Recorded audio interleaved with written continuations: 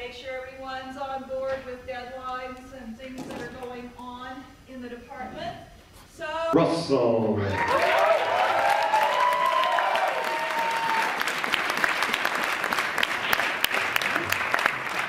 Thank you all, and welcome. A great day to everyone. My show is called, my exhibit is called Immortalized by Paint. I am presenting with Tiana, Ryan, and Kay.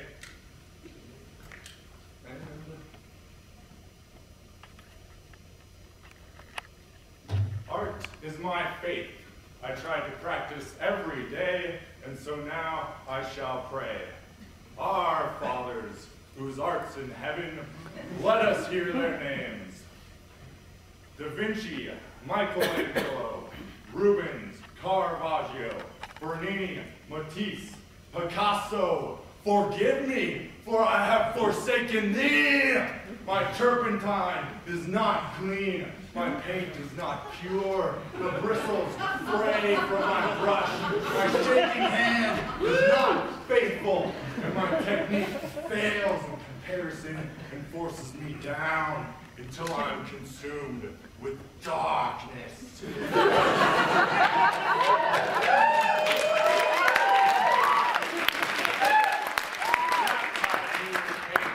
Anoint me with your palette knife and bless me with your teachings that have been passed down so that I may be born again to see the light in hopes of one day being one of the greats, to master my medium, rule the canvas, and immortalize images. This is art that gets remembered. A woman.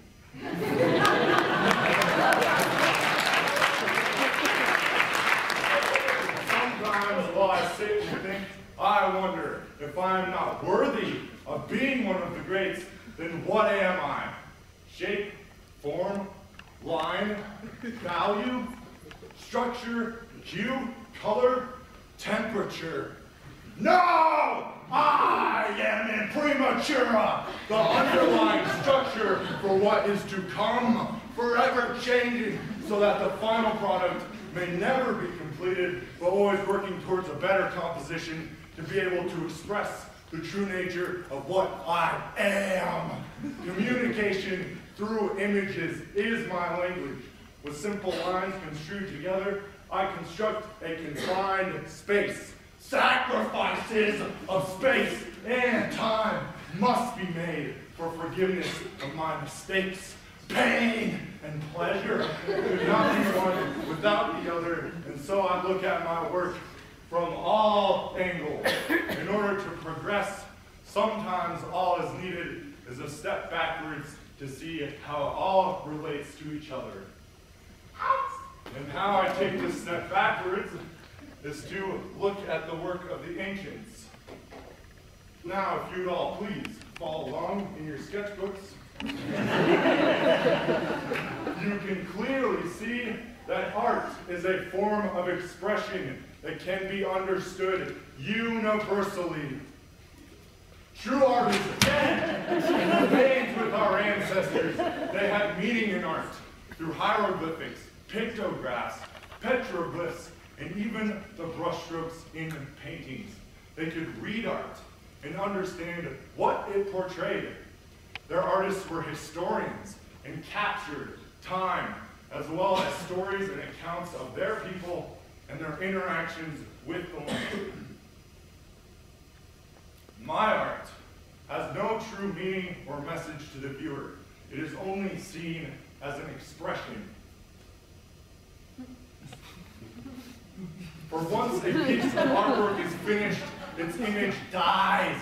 It is no longer a creation of life with movement and change, but it is set in stone to remain posing for life itself. This is why my show is called Immortalized by Paint, because it is a memory of the image that is more important than the actual piece of art itself.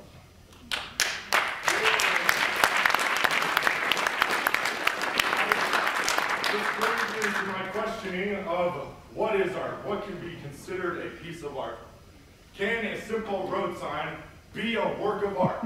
And I say, yes, yes, this is art, because it communicates a message clearly through the use of simple images. Hospital, that way. Go there. Go take a hike up that way. And even over there, there's a prime location where you can go and float your boat. But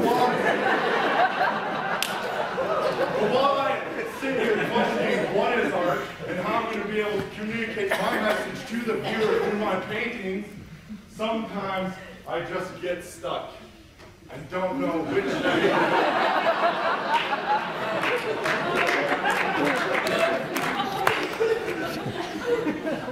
But maybe the simplest thing to do in an instance like this would be to change my form of transportation, step out of the car, investigate what I may have missed outside of the window, look at the world underneath my bootstraps rather than underneath a tire, to see something that I've never seen before, that has been there the whole time. I have just been blind to it.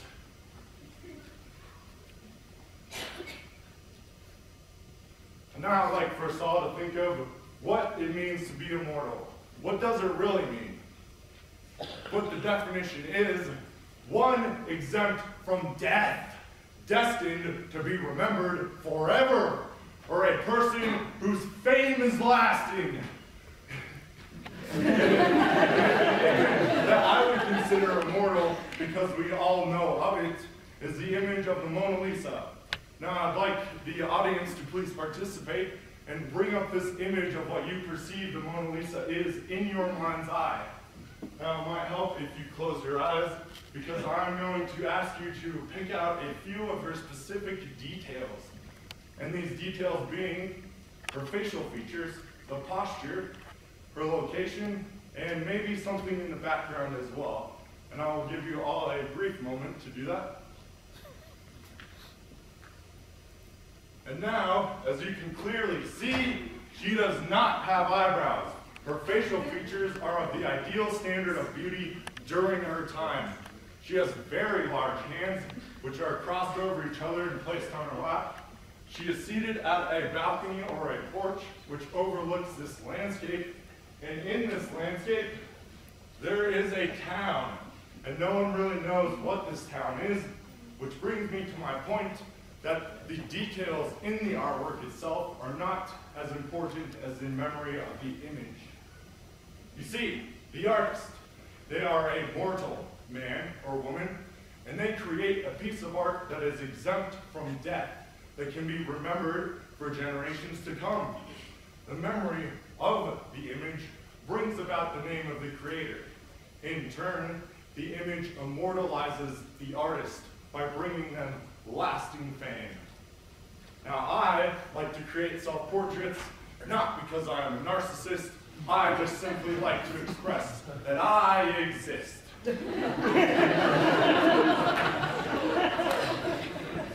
And this brings me to my influences. First up, I have Roberto Ferri. I enjoy his work because he uses realistic figures that have a religious undertone. I also enjoy the work of Hieronymus Bosch. I like his work because he uses interesting compositions and he uses more figures within them. I praise the work of Francisco Goya because he uses historical stories that have violence inherent in them. And this story here is about creation through destruction. I also enjoy the work of Friedrich Nietzsche. I like his work for his ideas about the self becoming everything that they are capable of being without an external source of influence. And this here is something that he would call the Superman, but I think a state beyond our current state of being would not resemble a Superman, but it would bear more of a resemblance to a beast man. We need to become this fundamental state as a beast man to overcome our negative human qualities. The animals on this earth, they do not question their purpose or meaning in life. Their knowledge is inherent and their capabilities are automatic. We as a species have failed to fully develop a science or philosophical reasoning that truly explains how a person should act as a Homo sapien and rid the world of questioning our purpose on earth. But I have found my purpose. My purpose is to paint. I want to paint.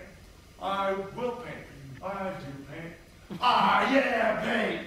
Splattered on the canvas of life with more layers of experience to come. And through these layers of experience, eventually I develop my process. You see, I start with an idea. Now this idea is trying to communicate or interact with the viewer on some level. Now there are always flaws and inconsistencies inherent in my work because I am mortal for now. And sometimes the idea itself just gets way too big and I have to end up just dropping it completely to figure out an easier way to express my message to the viewer. Now after I rattle these ideas up around in the old noggin, I eventually start with a preliminary sketch. Now this sketch is very rough and it's just trying to get down the basic composition, and most of my sketches usually include notes. Now these notes may be about the title of the piece, different effects I'd like to use, sources for inspiration, how to construct the canvas, as well as different artists to look at their style and technique. And some of my ideas don't even get a preliminary sketch, they just end up as a fragmented sentence. Now after I get my ideas down, I start with a reference point. This reference can come from real life or off of the internet, and then it becomes this composition on the canvas as an imprimatur, which is pretty much the underlying drawing, and eventually becomes a more refined idea through layers and revision. Layers and revision. Layers, revision. Layers and revision. Layers and revision. And eventually you get this finished final product. And the process, it starts all over again. See, I wanted to create more than just a 2D surface that could be replicated by a photograph or an image on the internet. I wanted my pieces to interact with the viewer, either by intruding into their space or the viewer intruding into the space of the canvas. Now this 3D element hopefully adds to the experience, making it more memorable for my audience. And we always need rest to rejuvenate creativity. My show is called Immortalized by Paint, and I'm presenting with Tiana, Ryan, and Kay. And I would like to give my thanks to family, friends, and faculty. You have always been a great source of inspiration and confidence. I would also like to give a special thanks to Al and Chase. I wouldn't have been able to get this show together without your help. Also a special thanks to Casey and Rick. I feel privileged to have been one of your students, and we will miss you and your teaching ability here at Western. If anyone has any questions for me, I would be more than glad to answer them for you in the gallery. Thank you all, and blessed be yourself.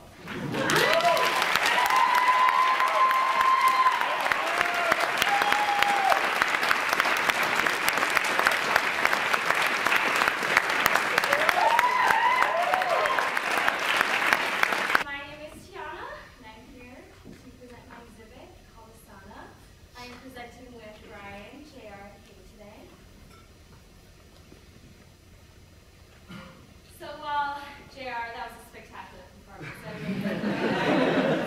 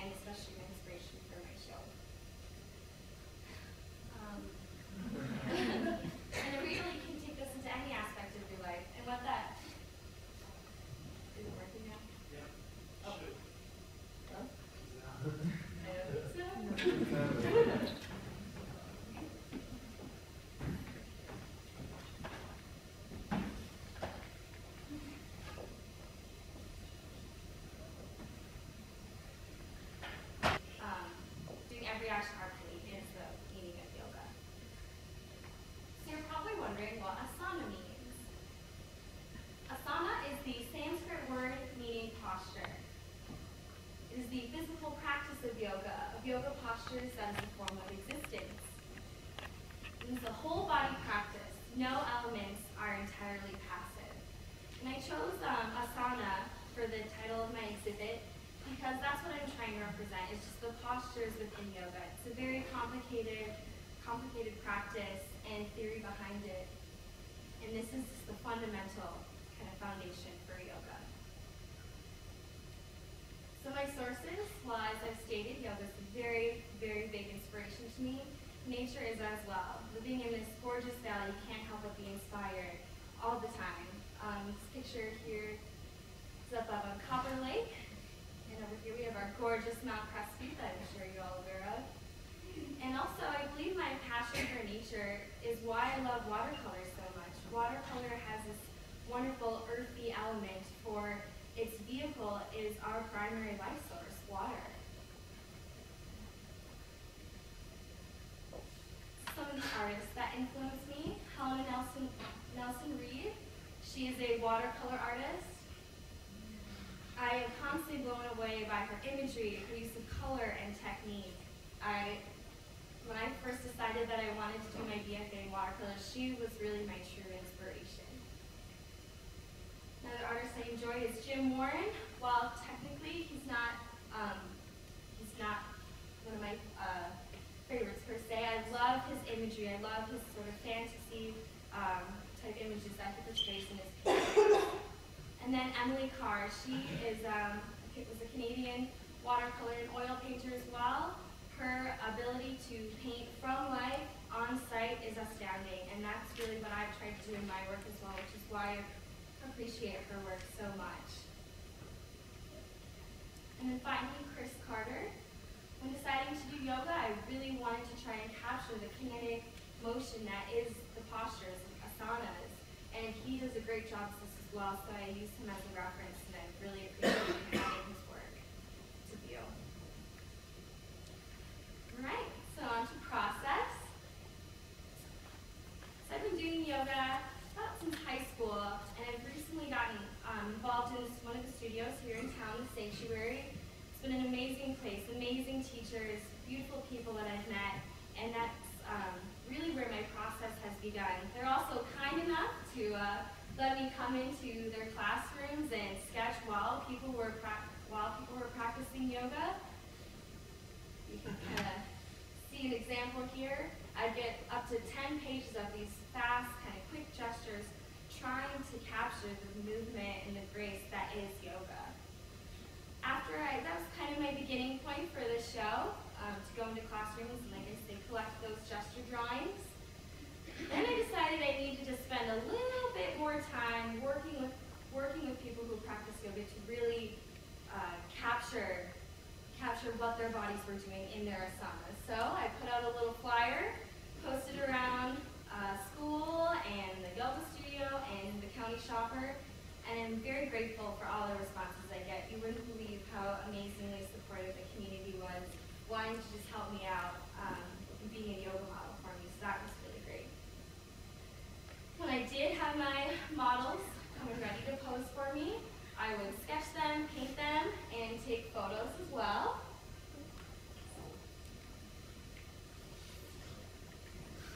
And really like I spoke before, is the gestures, the fast drawings, trying to quick capture the pose. I would paint. This is a painting that I would do with the model right in front of me. I would then take that painting, bring it back to really my floor, which is where I did all of my work. Kind of refine the drawing a bit, finish it to make it more of a complete piece. Here's another example here. And while those are great, I also wanted to kind of be able to show sort of some of the deeper spirituality and peacefulness that comes when practicing yoga. So I took some of these models and photographs to make a more detailed drawing and express more of a concrete idea. So I'd start with a photograph, one of my models. And then while I had my model in the session, I would do some drawings, preliminary drawings, have my photos referenced as well, work on my final sketch on my watercolor paper, refine that, especially do with a lot of my ink drawings, start with pencil and then be able to erase all the pencil marks to leave the ink behind and begin painting to finally come up with my final piece of work.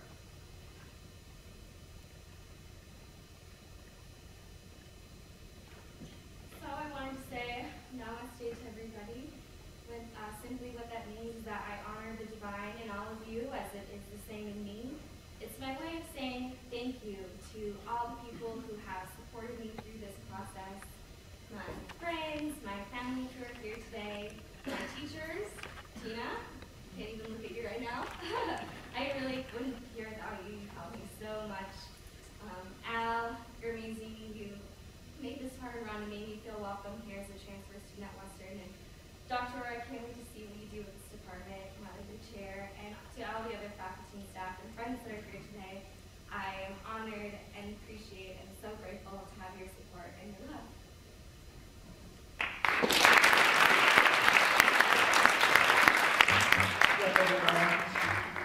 For those of you that don't know me, my name is Ryan Ewan, and the title of my show is Development of the Divine.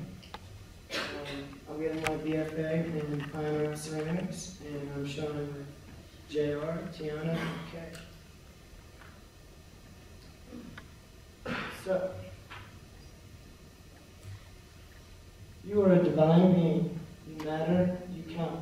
You come from realms of unimaginable power and light. You will return to those realms. This quote was said by ethnobotanist, philosopher, teacher, and writer Terence McKenna, and also encompasses the idea beyond my show. Development of the divine reflects the idea that everyone is holy and every person has a divine spirit. So what does it mean to be divine? I'm sure the definition is different for everybody, so I'd like you to take a few moments and kind of just ask yourself, what does it mean to be divine?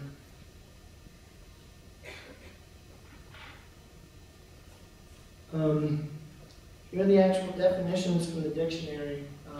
A god, or as if a god, an underlying or sustaining force in the universe, of or pertaining to a god, especially the supreme being, addressed, appropriated, or devoted to God or a god, religious, sacred, or divine worship, proceeding from God or a god, divine laws, godlike, characteristic of or befitting a deity, divine magnanimity, heavenly, celestial, the divine kingdom.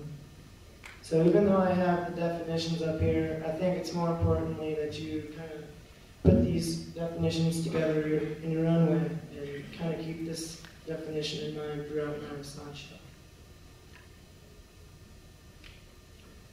So, I have many sources of inspiration. As I'm sure most of you are, living in Gunnison, I'm inspired by nature in the mountains.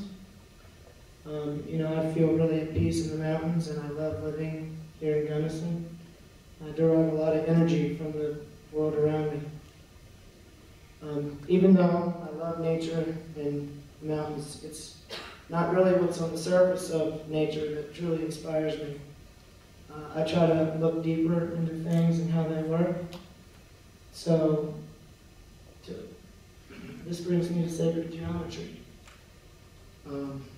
Sacred geometry is a really big part of my work. It's one of the biggest inspirations that I have, and it can be seen in almost every one of my pieces. So in order to understand my work better, it's better for you to understand sacred geometry as well. The ancient study of sacred geometry has its roots in the study of nature and patterns and designs therein. Sacred geometry has mathematical roots, but aspects of nature, of science, philosophy, and spirituality and religion can also be seen in sacred geometry. A few basic examples of where sacred geometry can be found in nature. First, how honeybees construct hexagonal cells to hold their honey, and also how a snowflake manages to form a beautiful yet different design each time with every snowflake. These are the these are basic examples of how sacred geometry works, and they are the same principles at play in my work. I'm also very inspired by music. Music, of course, is the auditory expression of art, and I believe music and visual art go hand in hand. I'm also deeply affected by culture. I'm affected by culture because I take many different cultures and cultural backgrounds into consideration when I'm designing my work. I try to remain as universal as I can. And so many different cultures and practices can be seen.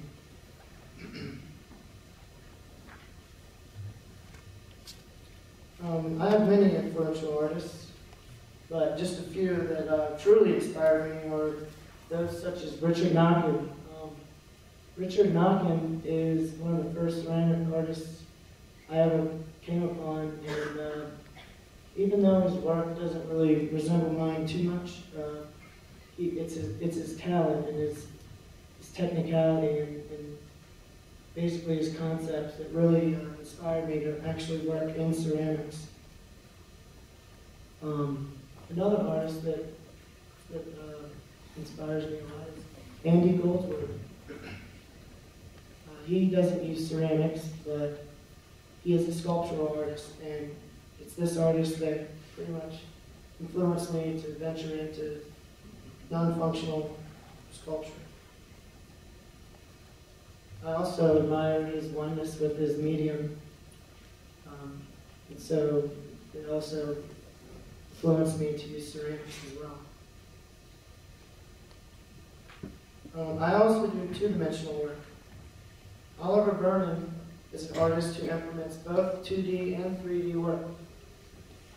Because my sculpture is merely form, pattern, and shape, using imagery and working in 2D helps me to express what I'm trying to say in a different way. Here's an example of how Oliver Vernon uses 2D work. And here's an example of how he uses 3D.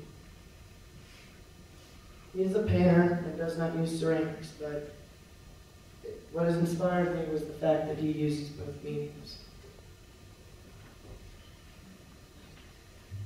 The process of ceramics is very important to the idea of the development of the divine.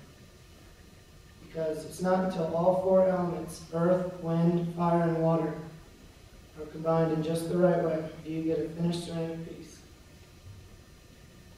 I start my process off by carefully wedging the clay so that no air bubbles are trapped. If any air bubbles are trapped, the final piece will just be worthless.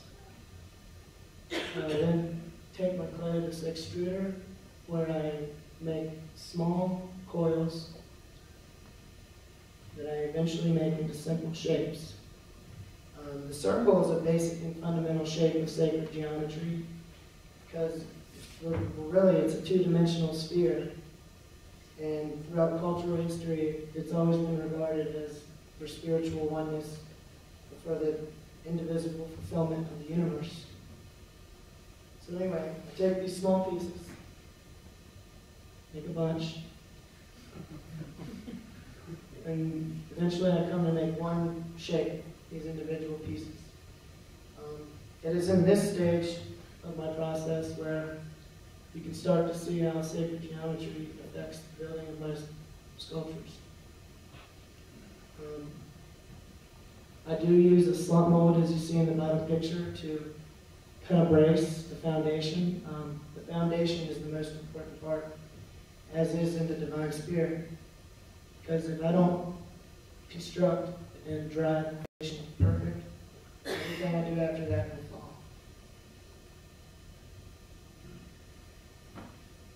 Here again, you can see I'm using the slump mold, individual pieces, to create a foundation. And again, you can see how my work is inspired by sacred geometry.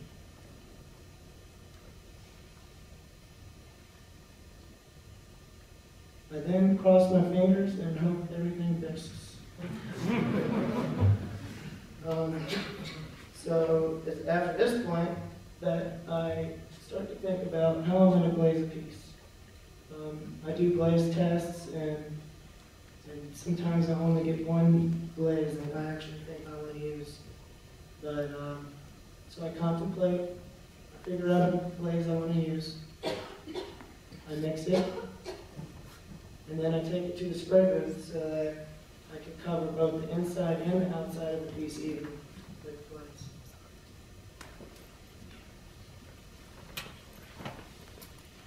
Then I put it back in the kiln for a glaze kiln, and this is fired at cone 9 around 2300 degrees, and it usually takes about 2 days.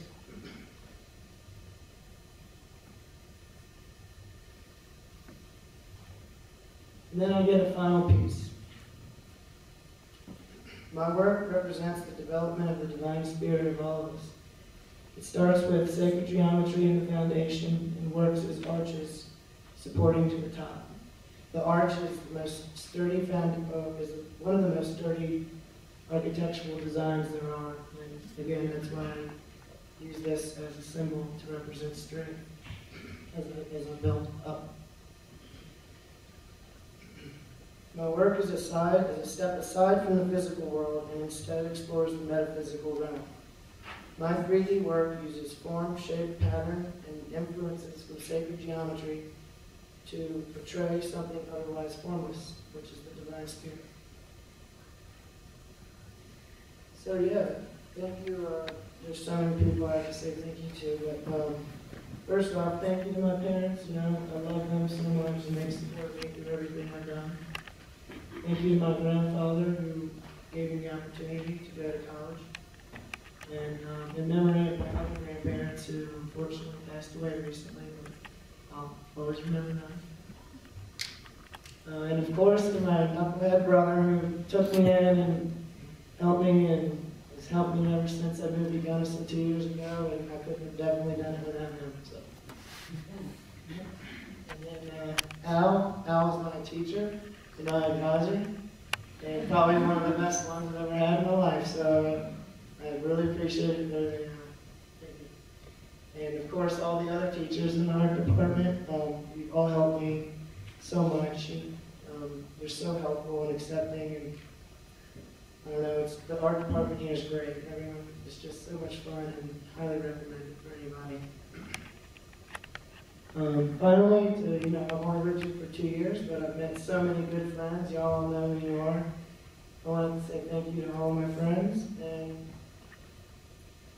my show is Development of the Divine. My name is Ryan Stewart, and I'm showing with JR, Tiana, and Kathy.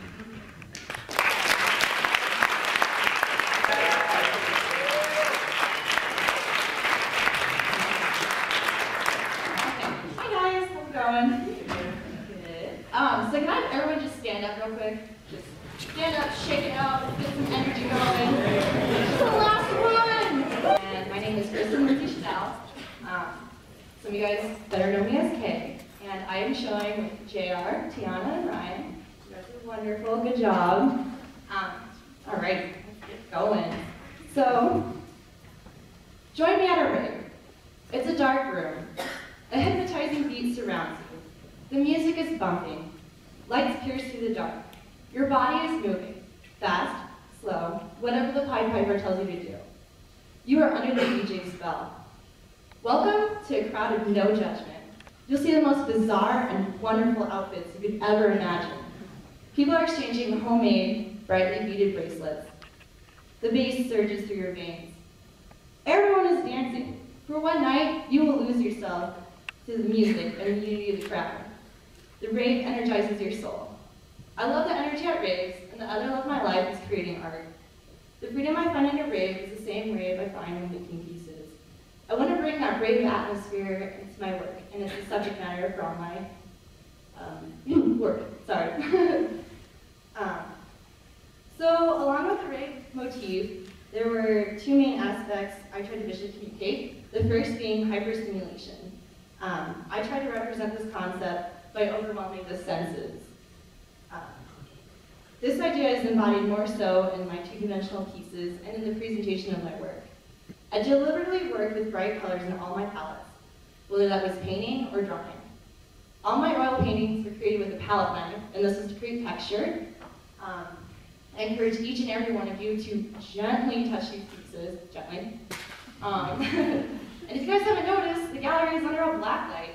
I could have definitely displayed these pieces normally, but I think this creates more of the rave atmosphere and accentuates the neon colors in a lot of my sculptures, so that was intentional.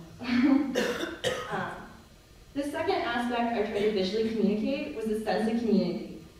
Each raver should know the concept of plur: peace, love, unity, and respect. It's the raver code that in each show you bring this attitude with you. I try to recreate the sense of community in the majority of my three-dimensional sculptures. I've used one or two materials and repeated over and over to produce one large sculpture. Raving is a unique topic to say the least. It definitely doesn't fall under the category, it definitely doesn't fall under the category of fine art. So combining these two elements was kind of challenging. STEMApon has been one of my greatest resources for combining these two elements. For those of you who don't know what STEMApon is, it's a random database search engine that will show you related topics that you put in. I usually select art and start stumbling. I take any elements that inspire me, connect it with other artists, and put my own style into it. Some artists directly influence my work more so than others. A few of these artists come from Derek Koffel. He was a former Western student. And then also Nathan Sawat. I really like his work. My process usually starts with me zoning out during a lecture class. I'm always doodling when I should be paying attention. These are some of my cough notes from my junior year. Needless to say, I didn't get an A in the class. That's okay.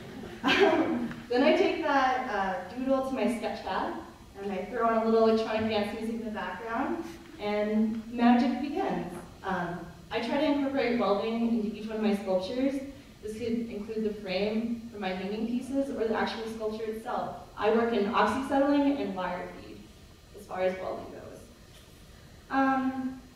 I wouldn't consider myself a three-dimensional artist. Honestly, I thrive more working in the 2D realm, but the plethora of endless possibilities and my severe case of ADD wanted me to try a new medium. I see college as a safe opportunity to explore and test the waters. So my mediums include welding, this is wire feed right here. It's usually with found material, which requires a whole lot of cleaning off the rust. So you have to grind down the rust. You can see right there it's been grinded versus not. And I also do bronze casting, and I like to also take a lot of cheap daily objects and merge them together. Once I get a sketch done, I try to enlarge it onto a huge piece of paper. Right there, you can see it's about the size of me. And then the piece comes together. So I want to thank all the professors at Western so much. I want to thank everyone who helped me hang the gallery. Oh my gosh, it took us 13 hours and we only broke one black light, so go us. I want to thank my friends. I also have to go a few special thank yous. First off, I just want to thank Martin. You taught me everything about welding right now, so thank you. You are amazing. I want to thank Al. You've just been this wonderful support system through everything. Chase, you always go above and beyond. You're the professor who stays here late into the night when everyone else goes home, so thank you for helping me. I want to thank my best friend Kelly. You've been amazing. You're a great art assistant too. I'm sorry I got snoopy with you sometimes, but a lot of pieces I couldn't have done without you. I also want to thank my boyfriend Corey. He's overseas in Afghanistan serving, but he's just been wonderful helping me. So, if you guys have any questions, please stop by. Once again, my gallery is called Downbeat Glow, and if you just got really bored and didn't hear a word I said, one thing I'd like you guys to take away is just have an open mind. I know my gallery is kind of scary. There's loud music and it's dark and it's behind a curtain. But just be open-minded. Just give it a shot. You never know what you'll find. So, thank you guys.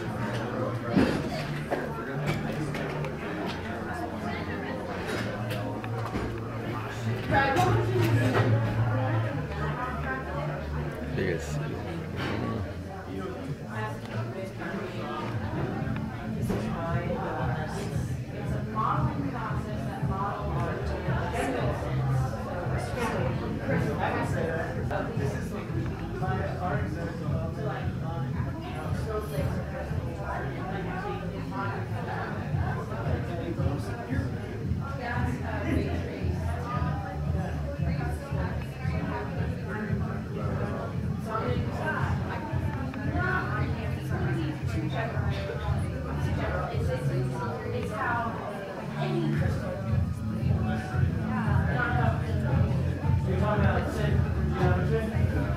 I was talking about your snowflake.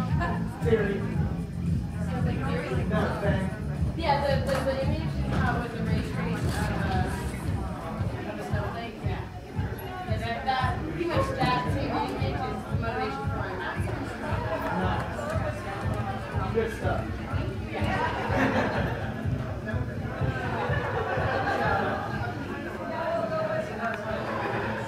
So like those are made under applies to the same process.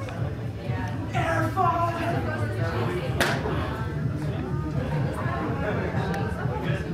Yeah. You're next. Yeah. I'm gonna be like, look at this. And I'm done. Yeah.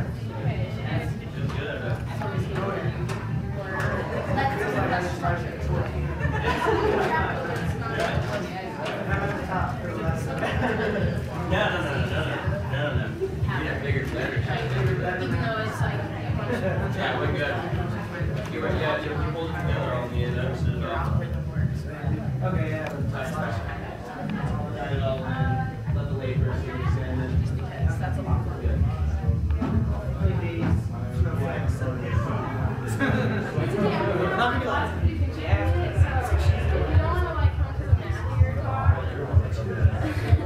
Oh, really? That would have probably gone over as well. And then I saw a scientist. Try and probably just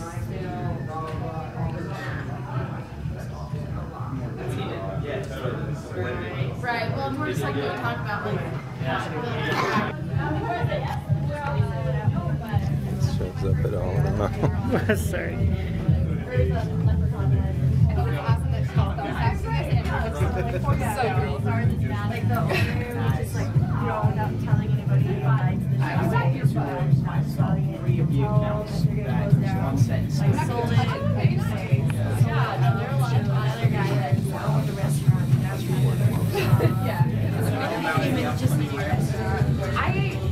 I don't know. I haven't. There's a lot this summer, but I really kept focused on my show. I haven't really.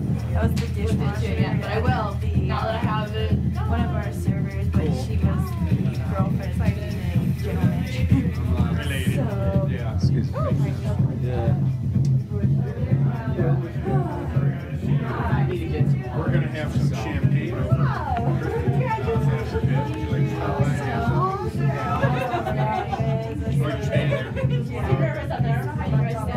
you did a great job. You looked Well, I so didn't- professional. Your nerves showed. Really? Yeah, you were just completely yourself. We're just staying right over the super. I'm Kay Shadell, and this is my exhibit. It's a blacklight one. It'll be kind of hard to see, so we're gonna do this in the daylight too, but here we go. Here's my artist statement and poster, a little warning on the door. My favorite line is right here. Remember, if you tried to sing me, you probably wouldn't get much from an artist. It's important to know. So welcome to the gallery. All right. Here we go, here we go.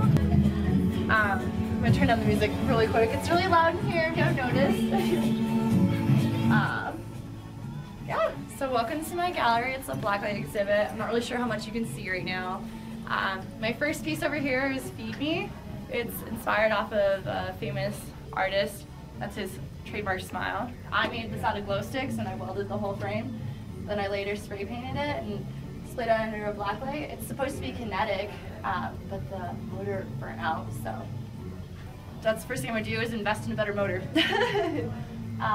But yeah, that's my Feed Me sculpture. And the next piece over here is my clear candy. I did this with like ink and pencil. This is just one of my favorite drawing projects. Like it a lot.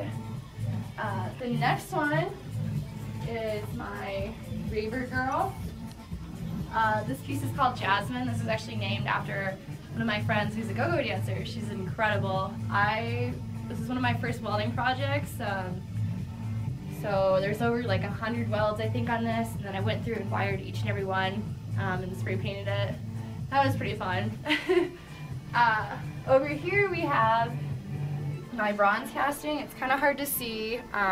it's also supposed to be displayed in the light at nighttime. Obviously, this is what it looks like. There's different settings on it. This is LED wire, so got that going, or that. I figured there's enough strobe lights, so I could probably display it like that. It actually plays music. There, and the chest piece is a hole, and that's where you put the speaker, and the iPod goes behind. It's got a little iPod holder. You'll probably see it better in the daylight walkthrough. This is my tutu piece. It's also another two-dimensional piece. This is drawing. This is actually watercolor paper that I pasted onto one piece of paper, and then on top of it I put tracing paper in the image. It's got fishnets. It's supposed to be symbolic of rave culture. Right here, the next one is a oil painting with palette knife. It's actually a light show. In case you haven't known, people with like gloves will go and they'll make these little light trails. So I tried to recapture that with a palette knife. Probably can't see it right now though. Above it is my dead mouse piece. This is made with like so many CDs I lost track, but I welded the frame and then I had to tie it up with fishing strings, so that took a while and was very difficult to hang, but I think it came out quite nicely. My next piece is my Daft Punk. This is also another palette knife painting. I actually painted this on a cork board, and then I stuck thumbtacks on here, so it's got a lot of really interesting texture. I know, I love it. In case you don't know, Daft Punk is the shit. My last piece is a color pencil piece. It's just fishnets, you know, the legs and the arms. I just had a lot of fun with this. This is one of my more relaxing ones. I did on watercolor paper, so it would have a lot of texture in the tooth. I doubt you can see it right now, but this is my gallery. There's a strobe light, there's glow sticks on the floor, it's madness in here, and I love it. Super, super amazing, so I hope you guys like it.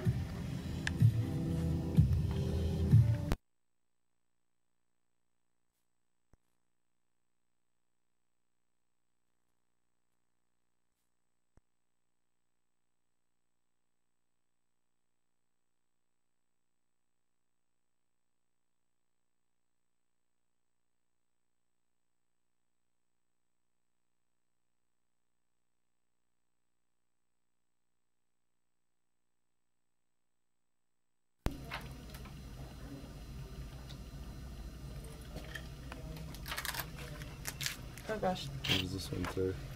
It's just a warning. It's all up there right now. Yay! Okay, cool. So this is the gallery and the normal light. Not black light, so you can actually see everything a little better, more detail. So I guess we'll just start here. This is the Feed Me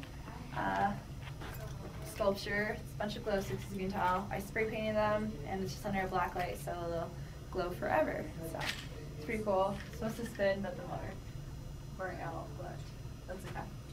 I'll get a new motor. And then this piece over here was an ink and like a just a drawing or whatever. Fleur candy. It's one of my favorites for sure. It's pretty popular. You can see it a lot better now that it's in the actual light. And then this sculpture is my welding project. This is Jasmine. It holds glow sticks. I can put new glow sticks, they're obviously burnt out, but she's my pride and joy for sure. And over here is a bronze casting I did. And this is Music from the Soul. And that's kind of interesting because a lot of people can't tell in the daylight, but it actually plays music. There's a little iPod. So there's like lights, and then like the speaker comes through the chest, and then there's another speaker right there. So it's pretty fantastic. Over here is another ink drawing. It's also incorporated with pieces of watercolor. It's like a layer of tracing paper on top of that, so that one's kind of fun. Here is a palette knife painting. It's like a light show, like the Glovers, if you guys know. They make little light trails, and it's really awesome, so I tried to play around with that. And right above it is my dead mouse. It's a bunch of CDs. I couldn't tell you how many there are. But it looks pretty cool, I think, in the daylight and under black light. Next we have my Daft Punk painting, and this is also another palette knife painting, and it's got the thumbtacks. I think I already talked about it. Looks pretty sweet. And last but not least is my color pencil. Yeah, this is just on watercolor paper. It's got a lot of like tooth and texture. I really like it, just the different fishnets people wear. So yeah, that's Downbeat Glow and the light. So you can actually see. And I will be your tour guide today, just briefly explaining some of the theoretical content in my art pieces. And first up, I have compound fracture, and that is just trying to get at the noumena, which is the underlying reality of the phenomena being the surface quality of the paintings. And the bone is sticking out of the canvas. It is an actual bone, and our perceptions of reality don't come in giant spurts and gushes, but just little trickles that come to the surface of it. And next up, I have Salvation into the Grind, and this is a little bit about her. She has hung herself because of these constructs around her, being the frame that I've painted in it. That's the actual reality, and it's a dark reality where only gray surface qualities come to the actual surface, and she is focused on herself, and that is why the figure is the brightest subject in the whole painting. And she tries to depict this depiction of beauty by her red dress. She is hanging in the air because her base has fallen, because it has no ends to its points and it is on shaky ground. And there's always a split in the divided line, as you can see right there. Before we come to that divided line, there's always a split being represented by her legs, and we are left hovering over the abyss, waiting for the constructs to be cut for us to fall into it. Oh yeah, and it also plays on the idea of us being encapsulated by our death, either in a tomb, a coffin, or an ashtray, which is pretty much an urn. And that gives us our name on it, saying that we existed through reality. I'm better than an animal because I have a name. It's called, what was it? Self-revelation is annihilation of the self. And it is a self-portrait of me, but I didn't want it to look exactly like myself. More of how I perceive myself in a dream or something, because I see that as being more reality than looking at a photograph of myself. And he is stuck in this abyss, being the darkened quality down towards the lower part of the canvas. And he is destroying himself, pretty much peeling back that surface layer to trying to become like a better being through this healing process. And they're reaching towards their salvation at the top, and it's over this giant mountain that they're trying to get over. And next up, we have Silent Screamer, and this is another self-portrait of mine. And yes, those are actual teeth in the canvas.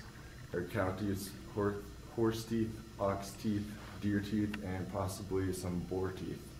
And I also use spackle to create that 3D element to it. And it's pretty much about the voice of the voiceless, where this painting is trying to scream or tell us something, but it can't because it doesn't have any voice or vocal cords. And next up, we have Consumption of the Self, and this is pretty much more going on that concept of destroying that outer layer to become a better person, and they're eating this layer to digest it and make it part of that new being. Let's just give it 10 minutes.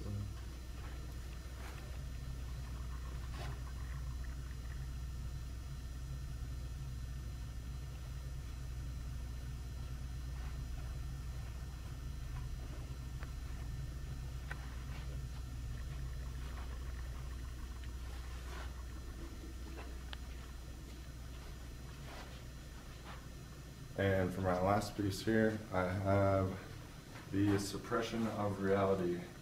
And pretty much the view that watching are his thoughts, and he can change those thoughts at any time, but he thinks that he's going to be saved. And in this window right here, there is a glass panel that is over the actual painting behind it.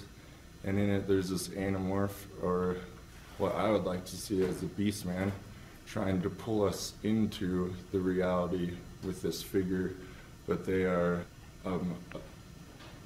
opposed to being actually pulled down into this pit of reality, while they want their salvation itself, and also going on the constructs of reality. He feels safer being inside in this house that has been built for him, rather than being outside in this fiery reality where it is violent. It is really a violent way of survival. Yeah, I think that's it. And this one also is just trying to get the viewer to reflect on everything else that they have just seen, where my other works have that 3D element to them. The viewer has to intrude onto this painting and actually reflect on it. The title of my BFA exhibit is asana. Asana is the Sanskrit word meaning posture. It's a foundational part of yoga. Simply, it is the physical practice of yoga.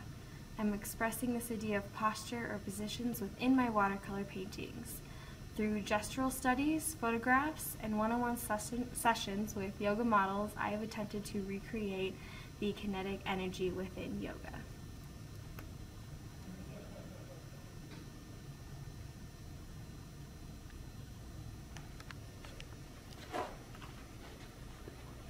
I don't know. Just stop. So, while focusing on these idea of capturing the gracefulness and beauty of yoga, this is a self-portrait I have painted in Padmasana, or lotus pose. Keep going. Moving on, we have Vilasana here, child's pose. This was created, the initial drawing was created during a yoga class that I sat in and took many different gestural drawings from. Here we have Shavasana. Shavasana is usually the final pose within a yoga practice or class. This is created after a one-on-one session with a close friend of mine and also yoga student. I'm trying to express the meditative and enlightening feelings you create after practicing yoga and then finally becoming in this resting state. Shavasana is also known as corpse pose.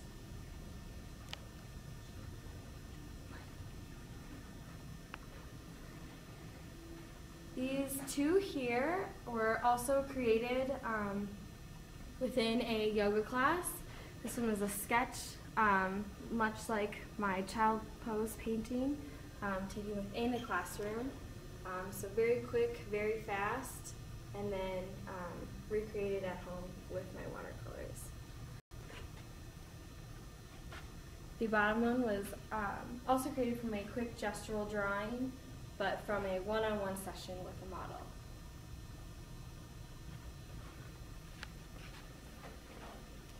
Here we have Navasana, or boat pose, kind of hidden within the image of the lotus flower and pond are two figures here holding hands. This was an idea taken from a partner yoga class that I took while working on my series.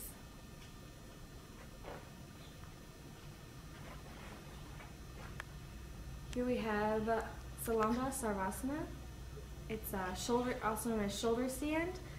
Again, like many of my other here, I was trying to capture the kinetic energy within yoga, so painting directly from working with the model and then kind of enhanced later. Here we have another painting of Vilasana, or child's pose. This was also created with a one-on-one model. So you can see, trying to be more economical with my lines and just really quickly trying to capture the pose in its purest essence. Here we have Panjali Mudra, or hands at heart center. This was actually the first painting of my entire Asana series. She is holding her hands at her heart center, kind of expressed in a sort of earthy, an earthy form, to kind of using her meditation to kind of get back to the nature and the essence of nature. Here we have Salamba Sirsasana. It's a headstand. Again, it's more of a playful pose, and I was trying to capture that using wet-on-wet techniques within my watercolors.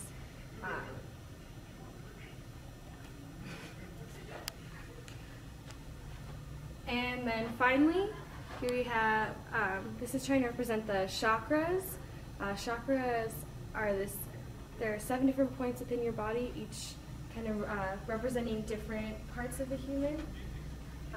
I chose to put a figure within a landscape to kind of show how meditation and kind of rooting your chakras can return you to the natural world around you.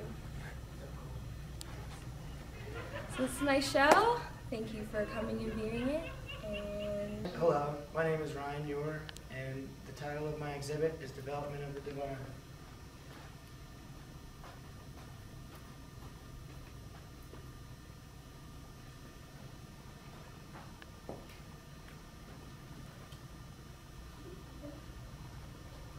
My name is Ryan Ewer, and the title of my exhibit is Development of the Divine. Development of the divine encompasses the idea that everyone is holy. Everyone holds a divine spirit. Once conscious of this notion, the spirit continues to develop. In my three-dimensional work, the divine spirit is represented with form, shape, space to create something otherwise invisible to the human eye. These are examples of. My name is Ryan Ewer, and the title of my exhibit is Development of the Divine. Development of the divine encompasses the idea that everyone is holy. Everyone holds a divine spirit. Once conscious of this notion, the spirit continues to form and develop. In my three-dimensional work, the divine spirit is represented through form, shape, and space to create something otherwise invisible to the human eye. The concept for my work is a step aside from the physical, but instead uses the physical world to explain the spiritual world. It is a journey into the metaphysical with the goal of promoting awareness of the human spirit.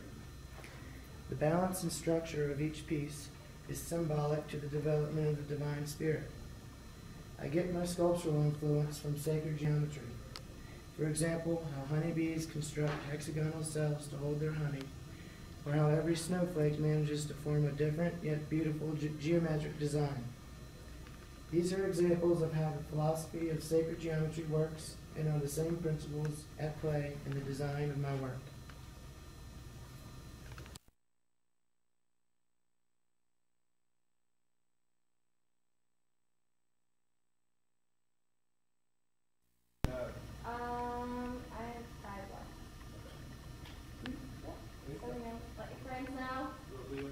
You gotta do some daggers too.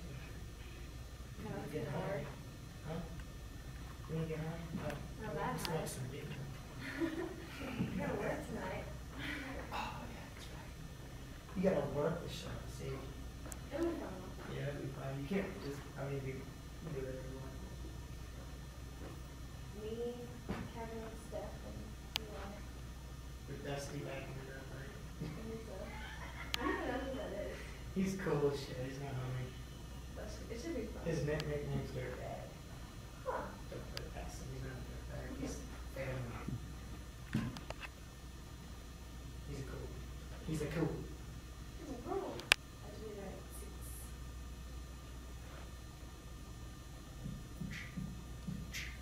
Where's Ted's music? Really? I got some raving. I'm part raver. Like 15%, 20% aren't great.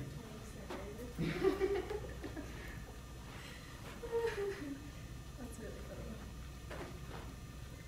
We should like put little